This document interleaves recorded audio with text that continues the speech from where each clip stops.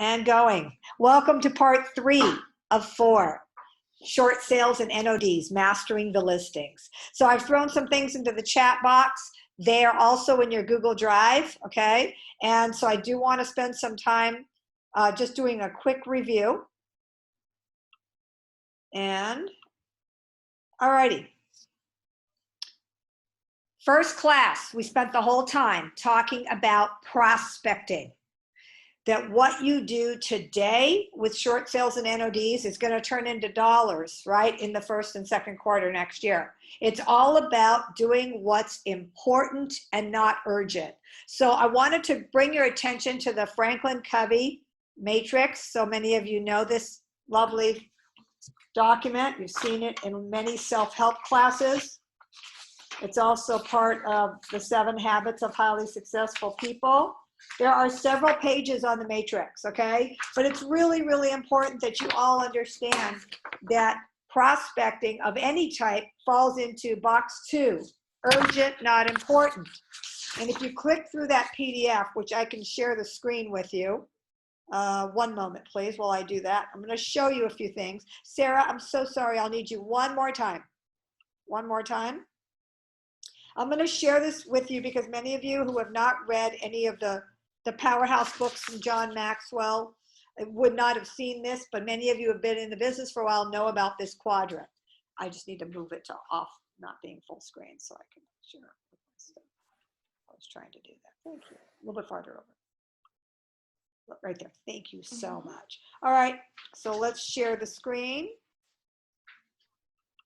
And let's open it. Okay. Okay, can everybody see the screen? Hopefully you can. All right. So if you take a look at this, this is the traditional Franklin Covey box of making money, right? We have 4 Veronica, sorry, we can't see the screen. You can't. Okay. Stand by. Really sorry, guys. Don't want to have technical difficulties here. Let's see why it's not doing it. I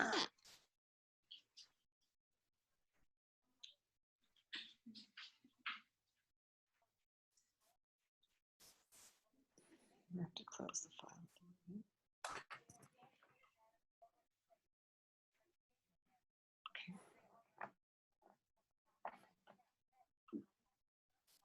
Can you all see it now? Yes.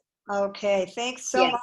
Hey, thank you. All right, so everybody who's familiar with the Franklin Covey matrix, the top left box is box number 1, urgent, important. The next box over to the right is box number 2, the green one, not urgent, important. The bottom left is urgent, not important, that's box number 3. And number 4 on the far right is not urgent and not important. Okay, so I'm gonna go to the next one now. We're gonna translate, right? This is super important for those of you who have been in this business for a long time. Farming for NODs and short sales falls in box 2, the quadrant of quality, planning, prep, relationship building. That's what prospecting is by definition. And if you're not working on it now and you think you want to try to jump on the bandwagon at the last minute, it's going to be a problem. So just like with geographic farming, social farming, and business farming, it takes time to build those relationships. And whether you want to approach the NODs like a normal client, as if you don't know they have an NOD, or whether you want to go more direct, that's totally up to you. I've given you 2 kinds of letters to use and different scripts to use. But it's really important that with any prospecting you do, you've got to be in box 2, the quadrant of quality, okay? So just to make sure everybody's understanding, if you don't have a lot of business, you should be spending all of your time in box 2, right? If you've got a lot of escrows, you've got to manage your time between box 1 and box 2. And 3 and 4 are a waste of time. 3 is a leverage box, and 4 is a waste of time. And what I mean by waste of time is not on prime time, right? Not on business hours. So it's really important that everybody understands these 4, because you must live in box 2 for the majority of your week. And once you start getting super busy, then you live in box 1 and 2 and a little bit of 3. So can somebody give me an example of a box 1 quadrant item? If you're in escrow, what's a box 1? Here, I'm going to give you another version of it. That orange box. Give me an example, guys. Somebody who does a lot of business. What's a box 1 item? something that happens on the transaction. Can somebody give me an example of a box 1? You can unmute yourself. When the deal is about to fall apart because the buyer and seller don't agree, let's Great. just say. Perfect, Mashi. Right. You're in the middle of a negotiation that's going south, right? On a, let's say, a request for repair or something going wrong on the loan where you literally have to dive in and deal with it. It's called firefighting, right? You try to keep that as little as possible, but it will happen. And so those are going to demand some time. The goal is to get in, put out the fire, and get out, right? So very important. Okay, so we've already talked about box 2, the blue one. That is any type of prospecting, cold calling, door knocking, direct mail, working and calling people and getting engaged, converting buyers, converting sellers, being on a listing appointment, going on showings, right? All those very important things, writing offers, taking a listing, launching your listing. Any of those things are box 2. And so it's really important that everybody understands that box 2 is where all the money is. Box 1, 3, and 4 take away money, okay? So it's really, really important that everybody gets this. And that's with NODs and short sale marketing. You've got to start doing it now so that you can build that huge list of 100 people or more, of which you're going to capture at least 10 listings. Box 3, down in the green zone. This is a tough one. People get really caught up in box 3 on their transactions. Can somebody give me an example of a box 3 item? You can unmute yourself. Veronica, would it be, this is Mash it again, would it be something of, let's say, physical inspection when you can send your assistant for that instead of you doing that? Great example, physical inspection. If you're the buyer's agent, you most likely will be there. If you're the listing agent, typically don't need to be there and you can send somebody for it. That's a great example. So it is important, right? But it's not as important as the orange box. So we have to be very careful. It goes in not important category because it needs to be done, but it's not making you money. So you have to be efficient and excellent at it and fast and get it done. What's another example of something you can do during the day that you shouldn't be doing on prime time? When I say doing, I mean doing to the exclusion of prospecting. What would be something else you'd do during the day that would be in this box, not associated with a transaction? Would it be like mailings and stuff? Yeah, stuffing mailings, putting stuff in your database, right? Super important stuff, but it's not to be done in the prime part of your prospecting. You do it after you're done with your prospecting, right? Right? We make your calls, then you send out all your stuff. Very good. But if you're sending buyers and you're searching the MLS, that's a box 2 item, okay? It's very important, or a box 1. Good. So busy work and administrative tasks are important. Transaction tasks are important. But you've got to be efficient with it because that green one and the purple one don't make you any money, right? You make your money in the blue box and secondly in the orange box when you're saving a deal or you're saving a situation. Number 4, even though it says trivial and wasteful, I'm not trying to say that doing things that have nothing to do with work are trivial or wasteful, but we tend to get caught up in reading articles, fishing through our email instead of doing what we're supposed to do because it calms us and minimizes our stress, right? So if you look at what we say here is number 1 is a necessity. Number 2 is about your own leadership, right? Growing and making money. So you're talking about managing problems, focusing on the important stuff. And then number 3, use caution or avoid. And number 4 is a waste, right? Escapist activities. Again, there's nothing wrong with them. Just don't do them during the time that you're supposed to be focusing on box 2, okay? And then the easiest way to look at it is just like that, right? That second box is the focus box. This is where we want to be. The one thing, right? The one thing, as Gary Keller says in his best-selling book. Number 2 is where you got to be. And that's where we are here with NODs and short sales. There has to be some work going into it every single week so that you're cultivating. Okay, great. So I'm going to get out of here now. And I am going to now come into another document that I'm going to share with you. And let me know if we're still seeing it in just one moment here. I'm going to start my sharing again. Here we go. Veronica, are these going to be on Google Drive as well? You're already in the Google Drive, Mashi. Okay, You're already perfect. there. Thank you. Grow your business. NODs and short sales. Now here's a fabulous little Word doc I created for you guys, so that when you're trying to explain to a client, whether you do that in direct mail, right, or whether you bring that with you on a listing appointment, this is a really nice way to kind of gently open the door for them to talk. Okay, it will follow something else I'm about to show you, but it's really nice and kind of a gentle way to describe to somebody what's going on and why a short sale is a much better alternative to foreclosure. So it's a piece of marketing for you. You can turn it into an email. You can turn it into a direct letter. You can bring it with you and use it as talking points, okay? All right, so now I'm going to go to the next one, because then we're going to get into the meat of today's conversation. All right, let me start the share again. Have you guys seen the share? Can you see it? Can somebody say yes? The new one? Great, thank you. This is also a really nice, I did this for you guys, so if you wanted to make a marketing piece, or you want to do a great way of communicating the differences between the three things for that client, you can do it this way. This is like easy, simple language that the seller can understand. It kind of goes through the three options, right? Foreclosure, which we certainly don't want to have happen to them, okay?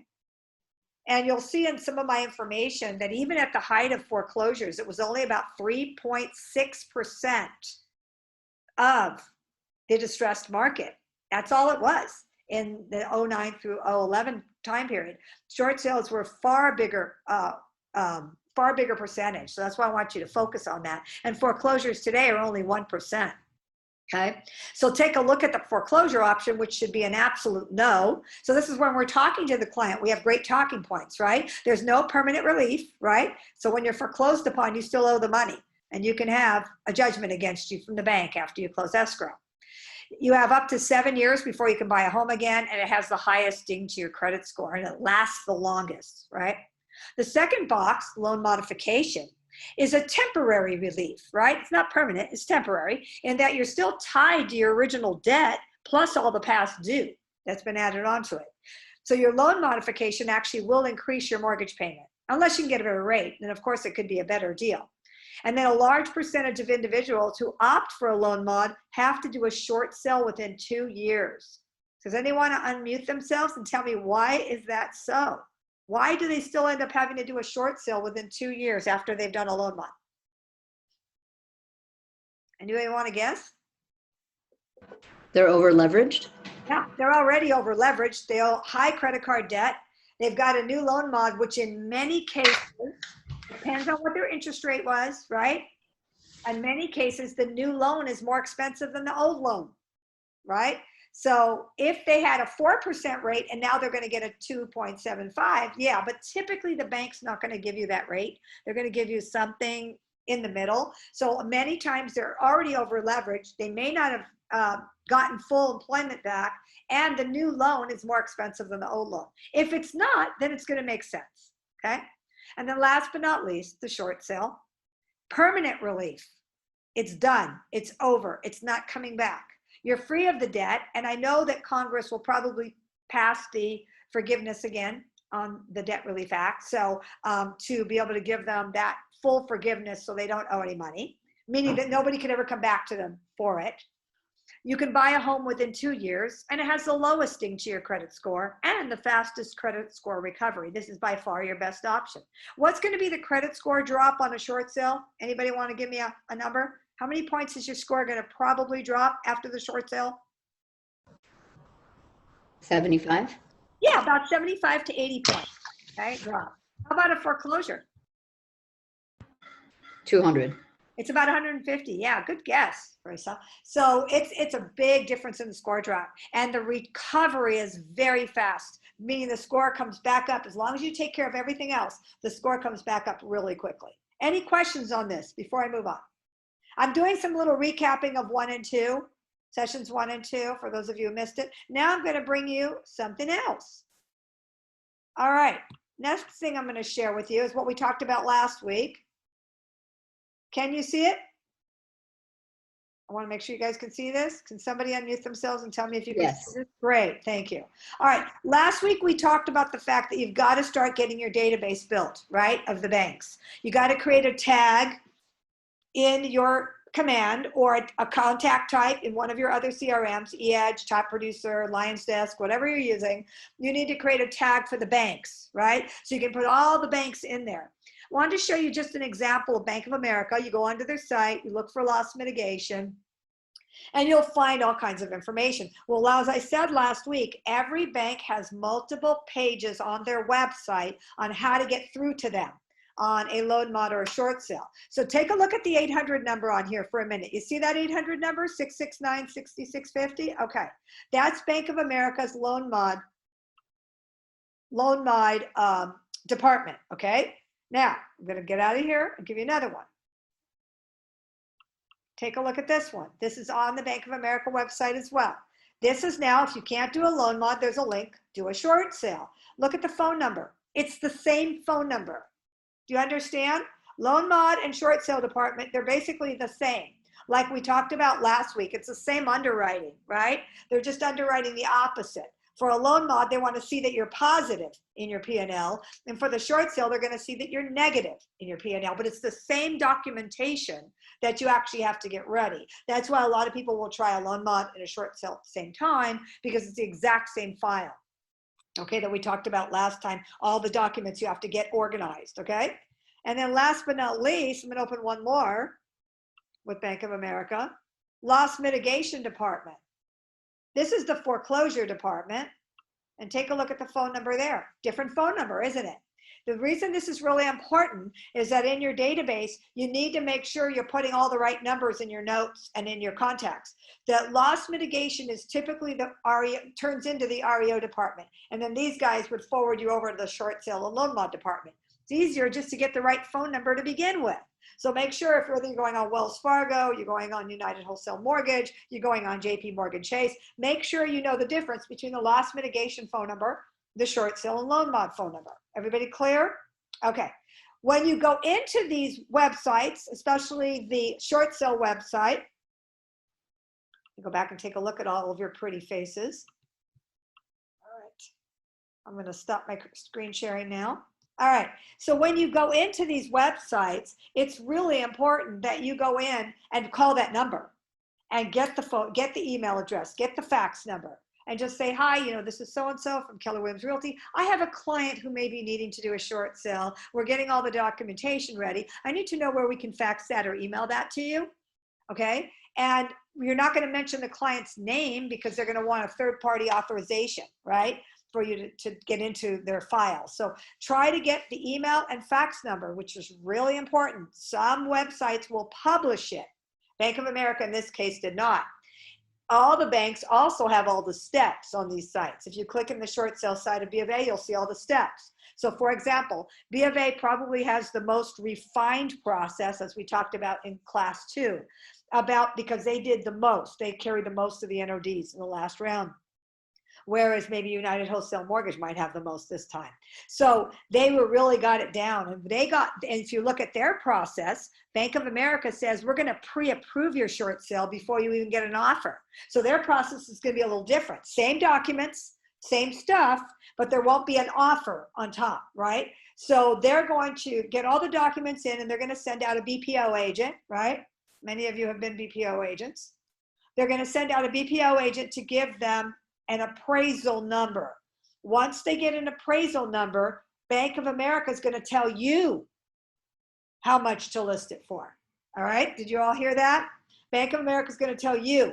That's what their process looks like today, meaning it's a pre-approval. Here's the short sale amount. You get me this or higher, we're going to approve it. It's a pre-approval. Some of the bigger banks have gotten very sophisticated and are now doing pre-approvals. So Bank of America is one of them. If you click on their website, it clearly says it. We need 30 days to evaluate. We're going to go send somebody out to do a drive-by, and then we're going to give you a pre-approval number. And that means it's going to shorten the time from when you get the offer in. Is everybody clear about that? All right. That's just one bank. Another bank may not be sophisticated enough to even have gone to that point. You're going to send that whole package in with the offer for the very first time. But with B of A, they said, heck, give it to us. Give us all the documents, the ones I gave you last time that are in the Google Drive, the documents you have to put together, and we'll pre-approve it. But we're going to tell you the price. They're going to run some general comps and they're going to give you a price range. If you disagree with it, you can. But the point is they're giving you a pre-approval for a list price. And that's what you're going to go on market with. All right. So in that case, what happens if you get a bunch of lowball offers? Anybody want to venture?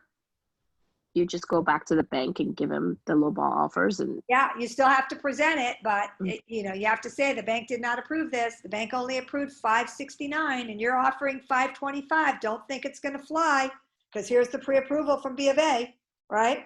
And so that's one of the key things that I want to open up today with, okay, which is how to go on market and how to get the offers in right. That's what today's all about. Next week is about closing it, all right? So one thing that Parisa, I think you asked this last time. It was a very good question. You said, so we have to have all those documents in their own PDF and then all together. Remember we talked about that? We have the bank statements. We have the pay stubs. We have the 2 years of tax returns, right? We have a hardship letter. We have the income and expense. We talked about scanning those categories separately, and then the big facts is all one giant one.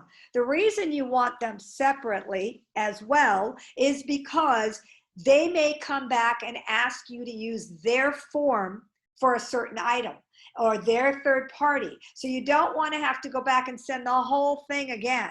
So you can then just go into the document and switch it out and send it over. So again, scan them separately, just like I gave you 9 items I gave you on that list. They'll be scanned separately. So if it's 3 months bank statements, you're looking at about 36 pages, right? September, August, and July bank statement all together. If you want pay stubs, all together, one PDF. Each category is its own PDF, but then when you send it to them, it's all one gigantic file, okay? With the hardship at the top and the authorization to convey at the very top. If it is not a pre-approval, like Bank of America, then you slap on the offer, okay, on top of it. So it's really important that they're separate so then you can bring them all together. I don't want to be at nauseum about this, but guys, to get things done right, you got to package it right, all right? I just wanted to address that because, Parisa, I think you asked about the separate PDFs and why should we have both separate and together? Because you may be swapping stuff out. Right. And Veronica, from the past, I remember that they were so picky that if you did something wrong, they would say, we didn't get the package. You have to resend the whole thing correctly to them. Yep. That's why you got to keep those PDFs separate, Mashi. Good point. So it's like sometimes you have to redo the whole thing and you're missing a page. Remember I said on bank statements, if it's a blank page on a bank statement, you know, you have to still put it in there, right? Page 12, intentionally left blank. You have to include it. Loan officers know this. They have to do it that way too. All right. So let's kick on now to what we're doing. Let's get on the market. So whether you got a pre-approval from the bank or whether you're just going for it and you got the paperwork going, okay, great. Some banks, that's why you have to call them first. Some will say, don't send me anything until you have an offer. And some will say, send it to me now. Let's get working on an evaluation. So please do your work and make sure if they can take it early, get it out early to the bank. All right. All right, so now we're getting ready to go on market. So everything about this listing is the same as a normal listing, except for a few exceptions, all right?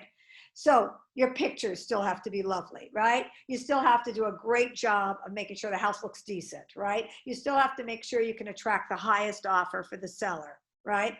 Because you want to mitigate the amount of loss. So your job is to get as much money as you can for the house. That is your job, no different than it is when you're on a regular sale. The differences are you've got to have very clean and very clear agent remarks, right?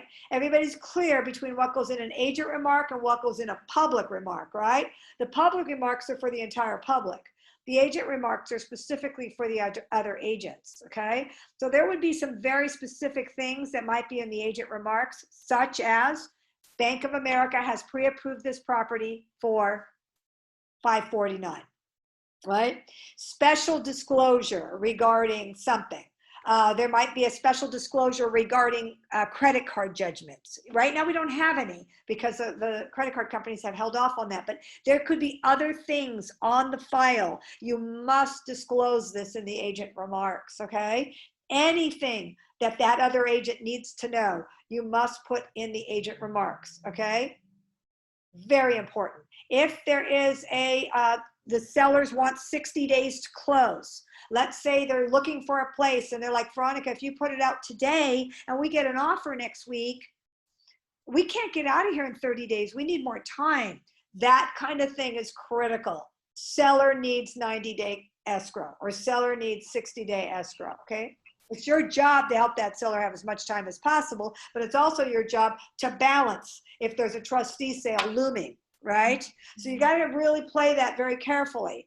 The goal is to get your seller to start looking for a house before you get on market, or an apartment, or make their arrangements, so that they can take their time packing up and moving. Because once they've made the decision, we know we're going to get it approved. We know that some number will get it approved, other than these obscure credit unions that sometimes are very difficult and they will go in and foreclose. For the most part, you're going to get it approved, okay? And then the clients that have equity, obviously they're going to have some flexibility and understanding. We're going to try to get them as much money as possible, but they don't have time either, right? So even though they don't need bank approval, right? They don't need bank approval, but they have to move very quickly, the people that have equity, right? Is everybody clear? Because a bank wants to get in and foreclose that thing really fast, right? Why would they want to foreclose quickly? They stand to make more. Yeah, they're going to make more money. So it's really important that the person who has equity's got to come around to reality check, because either they come up with the money, as we talked about in class 1, or they've got to move, because that trustee sale is going to be very quick, 121 days from the first filing. So Veronica, yes, could we and introduce that in the listing conversation? absolutely, always. Because I feel like that would be a great way to say, like, that whole realistic pricing approach backs into this conversation right now that you brought up, which is you want to avoid the bank coming in. Exactly. Now, in our first class, some of my letters have that insinuation in them. Okay. Some of the NOD letters that are in the Google Drive. So it's a super important, and you have to balance it. I've talked to many of you who have been in the business for many years, and you're both split down the middle, and I agree it's a religious issue. Some of you want to approach that seller as if they're a normal seller, and you're doing normal prospecting, and you're building relationship. And because you're worried about that you'll shut them down if you approach it from an NOD perspective. I totally understand. Some of you are going to be more aggressive, especially if you've worked the expired market, where you've got to get in there quickly. Somebody else is going to knock you out. Another agent's going to take it. So you've got to make that decision. I can't tell you whether you want to take the gentlest approach and just market to them on a normal basis, or whether more frequently maybe, or whether you're going to go in telling them you know what's going on. Both work. You've got to figure out what your strategy and your style is. Not my style, it's your style. You can guess what my style might be, right? But you've got to make a decision. Some of you would like to be more gentle about it and just build relationship. That's awesome. I just think that when you're in an NOD situation and they've got equity, somebody else is going to grab that listing away from you. I guarantee it. So you have to be, got to have a little bit of ability to communicate the reality of what's going on to them. Okay. All right. But that little chart I showed you with the 3 options, that really helps them understand, right? And if they say, oh no, we got it taken care of with the bank, right? Like we talked about, we did scripts and dialogue in session 1. I've got it taken care of with the bank. Great. Did you send the loan modification package? Do you have a copy of that package you can show me so I can make sure it all went well? You've got to call them on it. Got to call them on it. Oh no, we just talked to somebody on the phone, and that's that's a pack. So Veronica, yes. Sorry, this is Mashi. For loan modification, just to be clear, it gives them just like an extra maybe 2 years to stay in the home, but it really catches up to forever. They can stay forever. They're getting a new 30-year loan. Okay, got it. That's what I want to know. The reason it's temporary relief is because they typically can't afford it.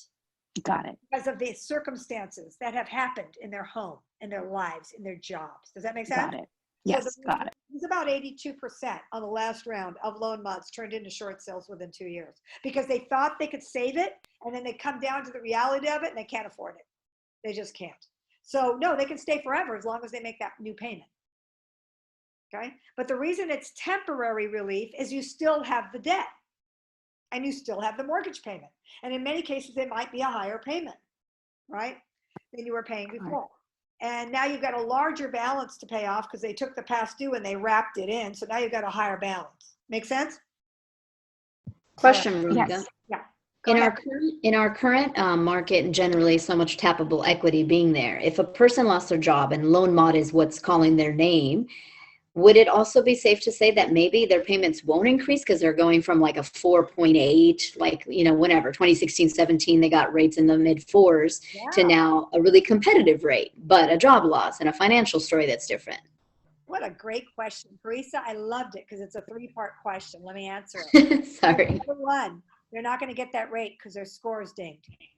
So So we don't know that yet, right? Because we've got the first wave of forbearances have expired.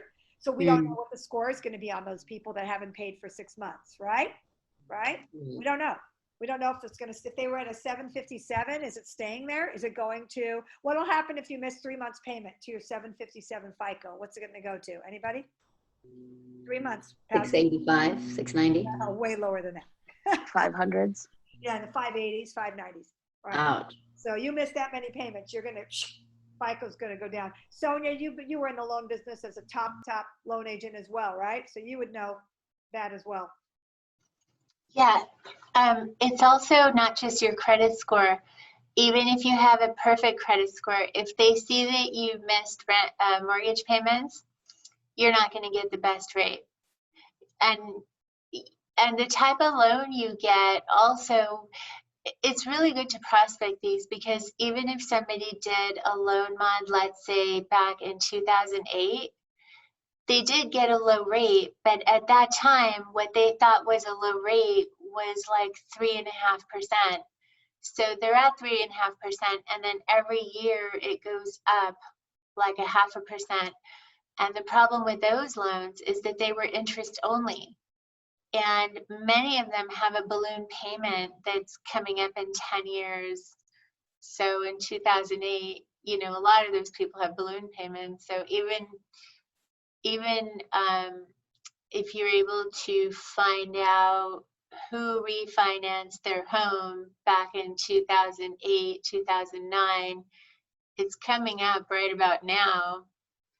So even if they're not in default, those people need to get out of those loans because they have a balloon payment.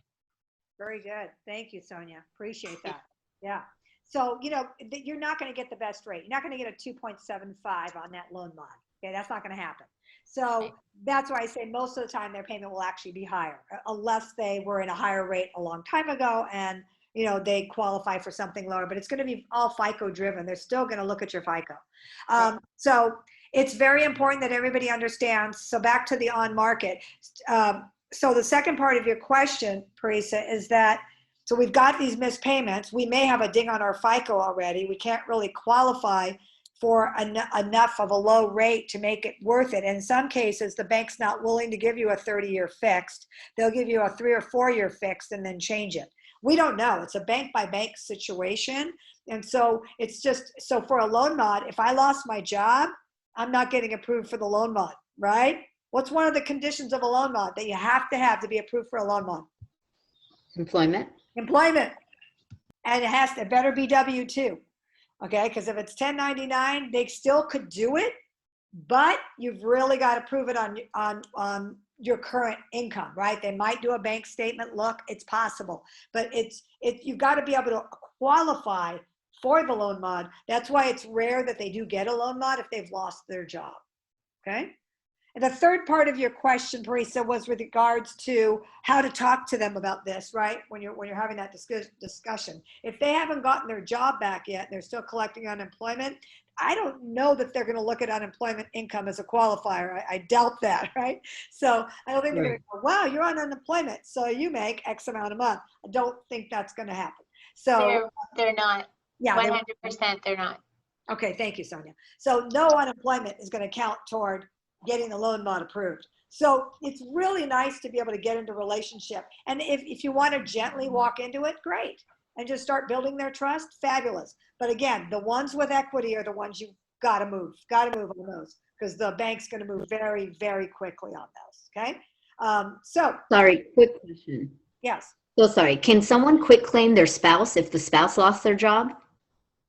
So their W-2s, their combined incomes, they're filing together, husband lost the job, or wife lost the job, or partner lost their job. Typically, the partner's on the loan. So no, you can't quit claim somebody off of a loan. Oh, gee, No problem, not off the loan. got it. Thanks.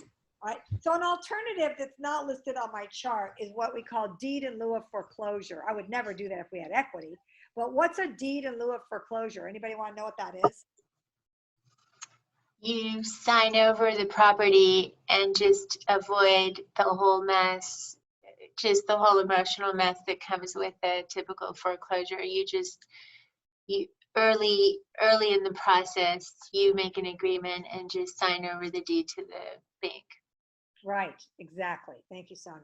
The only reason deed in lieu makes any sense is if you're maybe have a vacant land, it's unsellable, something that would really be, you typically don't want to do that because there are significant consequences on the credit score to that as well, but you don't go through any of the processes. You just hand the bank back the property, just hand it back to them. So that's a very rare thing, but I've seen it. Maybe 1 out of 200-300 will be a deed in lieu. Most of the deed in lieus I've seen were all vacant land. I don't know if anybody else has any comments on that, but vacant land that maybe they bought for 100,000 and it's worth 10 grand, right? A deed in lieu might make sense for that person because you probably will never get the short sale approved.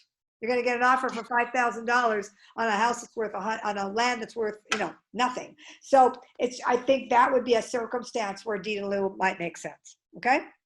All right, back to the MLS, guys. We got to keep moving here. So agent remarks, please, please, please, everything you can possibly disclose to another agent, please put it nicely and cleanly. All right, make sure you're clear about where to email the offer. Please use purchase agreement, NOD purchase agreement. Many inexperienced agents aren't going to know that. Put that in your agent remarks. Okay. All right, anything that you can tell them, whether appliances are staying or leaving or anything, please try to do as much as you can in agent remarks, okay? Now, how long do we want to be on the market?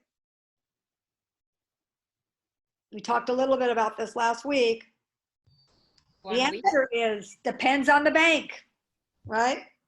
Magdalena, you wanted to throw something in there? I was just saying, you said 1 week is probably the time. Yeah. And I would still agree that 1 week is the time, okay?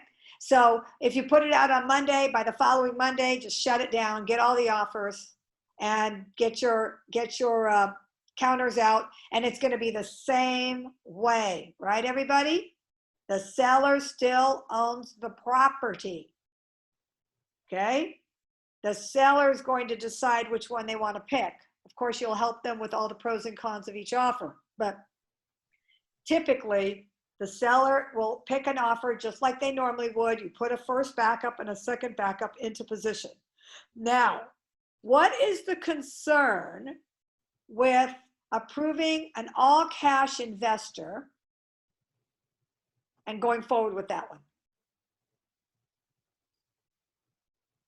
Boy, they'll be able to close right away, won't they? If they're hard money, you mean? No, cash. Cash? What would be the difference between the all-cash investor and the couple, first-time buyer? They can easily pull out. There's no emotional. Right. The all-cash investor could just bail out because they're offering on 10, 20, 30 of these at a time, right? Yep. So that's not to say that it's not the best offer. I just want you to be thinking about that, okay? Thinking about that. Most likely an owner-occupied buyer who's renting would be probably the most probable.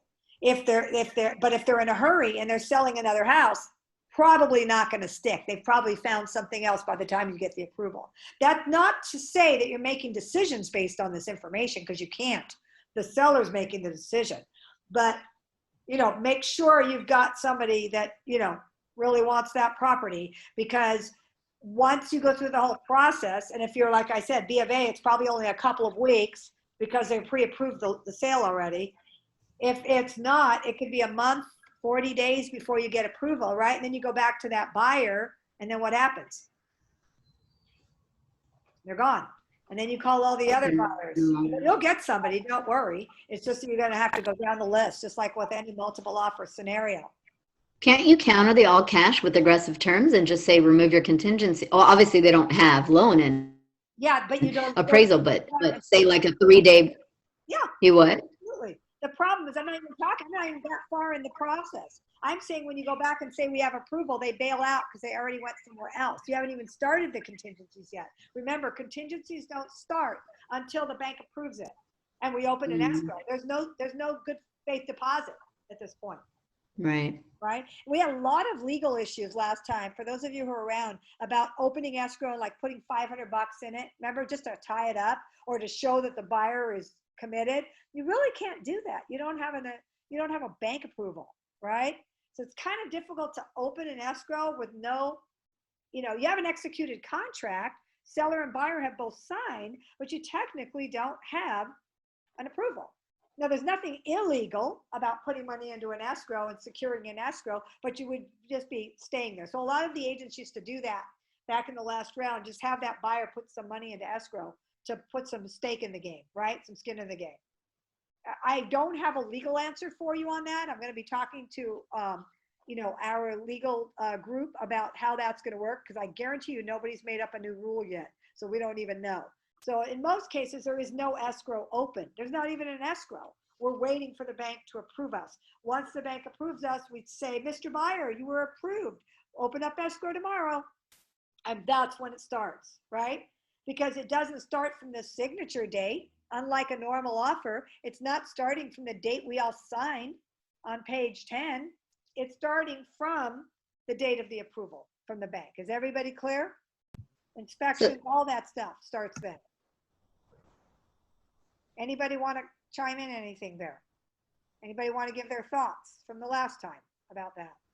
Well, Veronica, I remember from the last time you weren't getting a response from the bank right away. I mean, some of these folks have hundreds of files on their desk, and you can wait for days to get an acknowledgement of some kind of response or whatever. You can be calling, but I'm just saying you get an offer. It doesn't mean you're going to hear from them right away either. Right, exactly. It's a long hurry up and wait game. Thank you, Julie. Appreciate that. I know you did quite a bit on the last market. You get the approval from the bank. You're so excited. You call the other agent. Hey, we just got approval from Bank of America. We're ready to open escrow. Oh, my client found something else, right?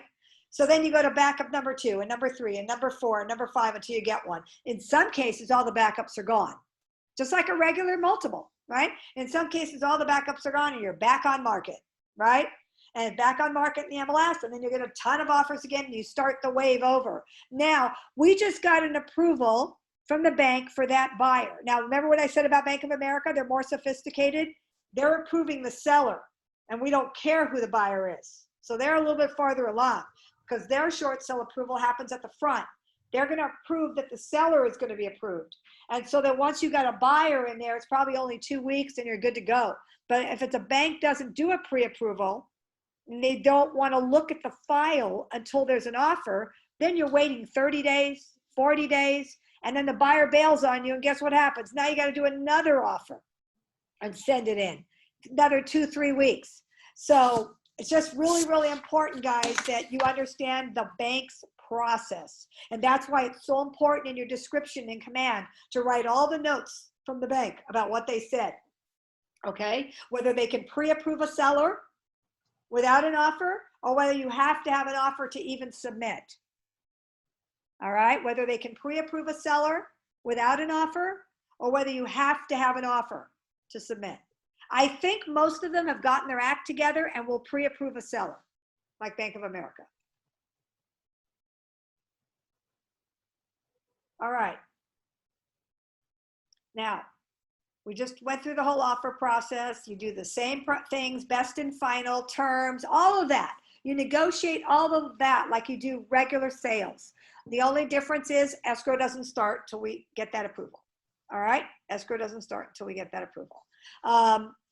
And I feel that if you're on a really tight time crunch with that client because they're getting too close, you definitely got to be a bug, right, with the bank. And as Julie said, sometimes you don't even get an acknowledgement that the file was received by the bank for God knows 5 days, 6 days. They barely received it. The reason for that is because whether they have an email box or a gigantic fax, a digital fax server, they work the queue in order that it comes in. So if yesterday 150 agents sent in files, they're working you down in the order you came in.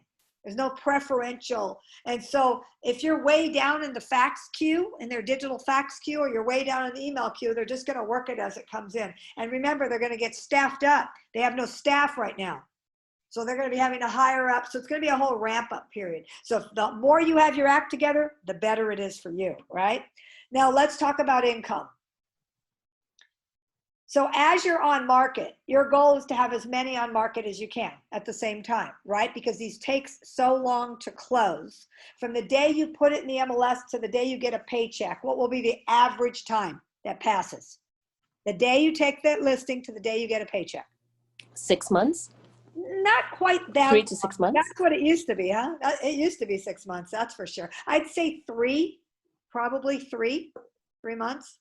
And many of these people don't have that much time. But yes, Mashi, it did used to take 6 months for many, many banks. But I think most of them tightened themselves up to be under 120 days, around 90 days. So we hope that they all still have all their processes in place. And in some cases, if you're in a pre-approval state, it could be as quickly as a month, right? So if Bank of America says they need 30 days to evaluate the pre-approval, and you're getting in relationship with the seller and you're waiting and we got the pre-approval, well, we know that's going to be really fast.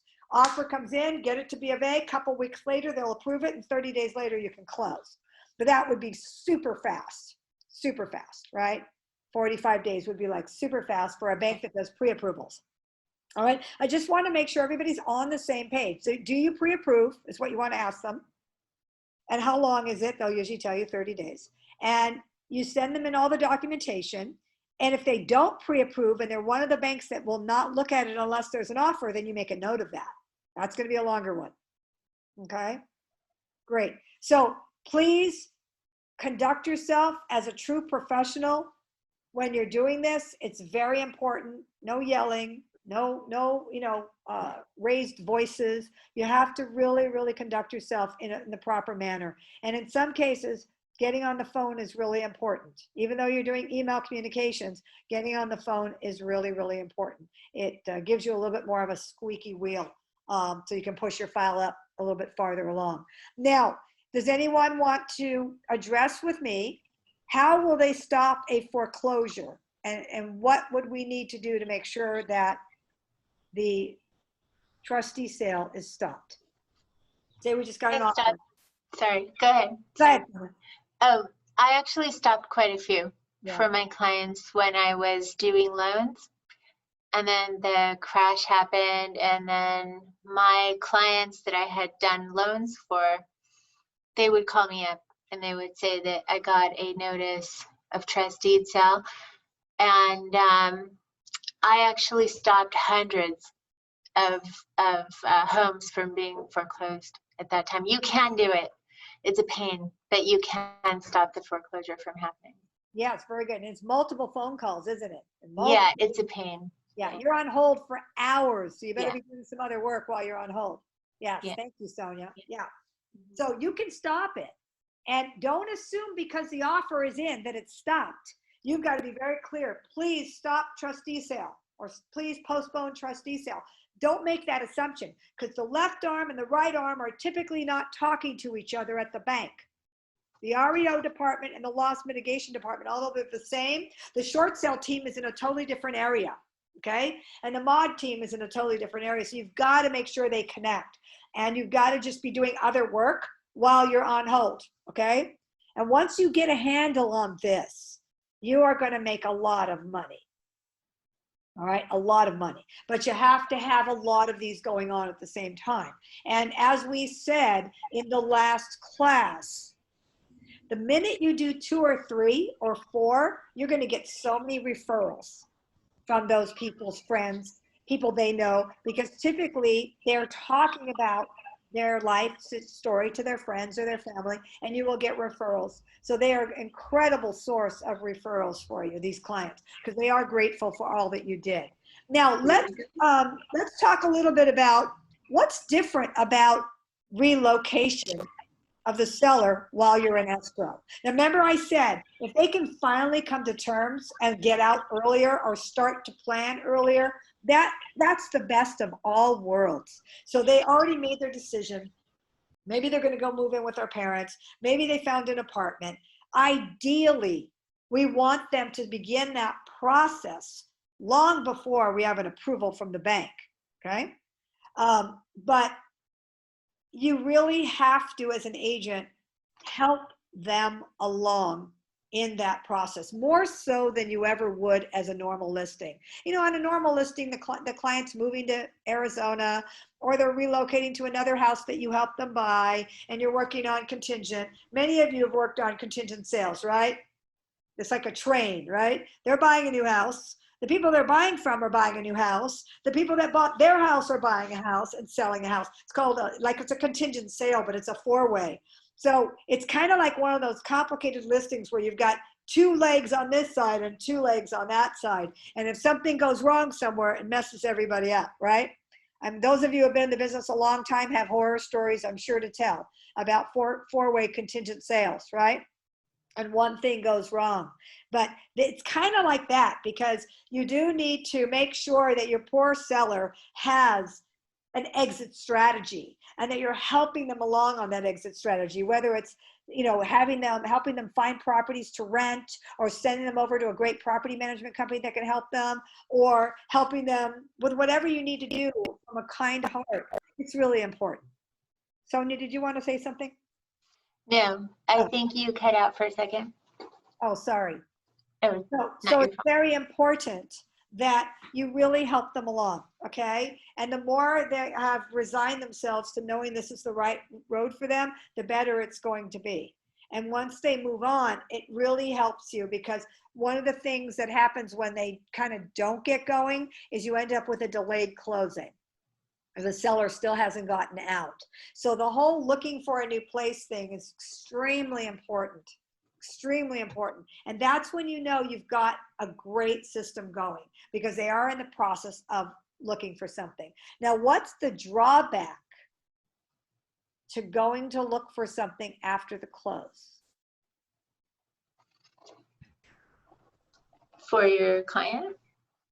Well, they're not in good financial shape, so it's really hard to help them. But to your point, it's not easy to get them out either, because they're in a financial mess and they're staying there for free. They're not paying their mortgage. And the resistance is like, well, we're just gonna stay here until the last minute, you know? So it's hard to convince them to leave, that it's in their best interest to just put it all behind them and just move on to a new chapter. But they're not in good financial shape and they're staying there for free. So it's hard to get them out.